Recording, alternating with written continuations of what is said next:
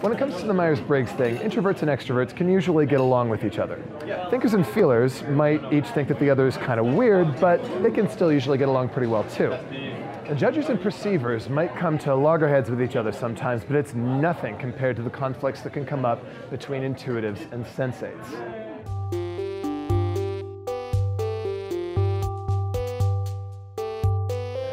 This one's about how you perceive information. It gives you a great big strength and a massive glaring weakness.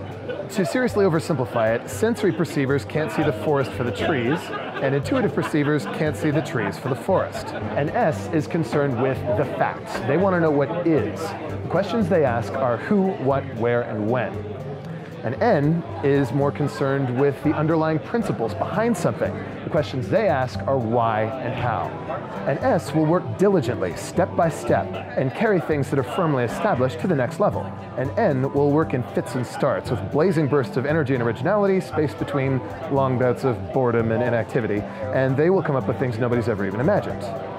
Each type tends to run into problems when they go into the other's major area of expertise. So here's the thing. Playing a game is fundamentally an act of imagination. When you play with your friends, you're all creating a little imaginary world together, where you all agree to pretend that it actually matters how many points you score, or how many trivia questions you can answer, or how many imaginary enemies you defeat, even though this has no practical bearing on anything in the real world.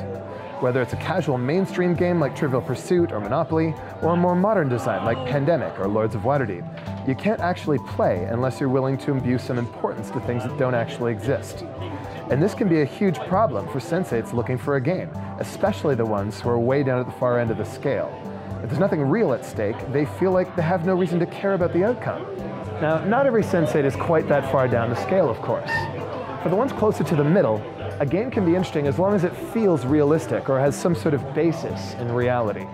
Traditional hex encounter war games can be a good fit here because they have to do with real-world historical events that players can interact with and affect in ways that might have actually occurred if different decisions had been made.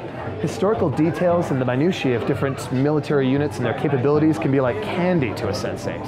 Finally, a game that provides a test of real-world skill, something like Scrabble or chess, a mental challenge between players, can feel real enough to satisfy a sensory perceiver.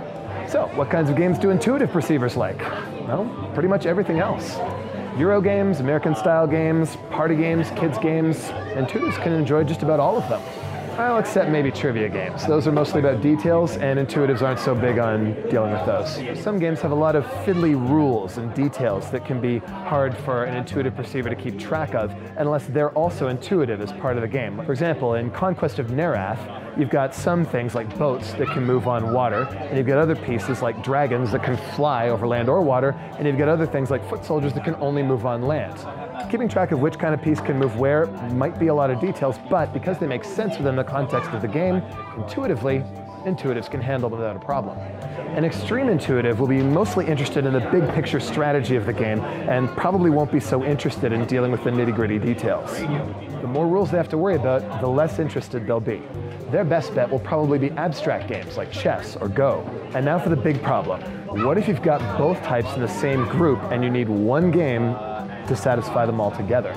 Well, the contest of pure skill thing might work for the ones at the extreme ends, but the players closer to the middle might get tired of the seriousness and want something lighter, where it's about the experience and the narrative instead of the rules and winning and losing. You can play almost anything for money, but raising the stakes like that could also kill the fun for a lot of players. If you go with something realistic and detailed, you'll bore the ends. But if you go for something fanciful and imaginative, you'll lose the S's. There's just no easy answer here, but that doesn't mean there's no hope for mixed groups. Look to the individual members of your group and find the exceptions to the rules. Maybe the sensate happens to like fantasy adventure stories, or maybe the intuitive likes trivia. It's those exceptions that will guide you towards the kinds of games that your group can enjoy together. Next time, thinking versus feeling.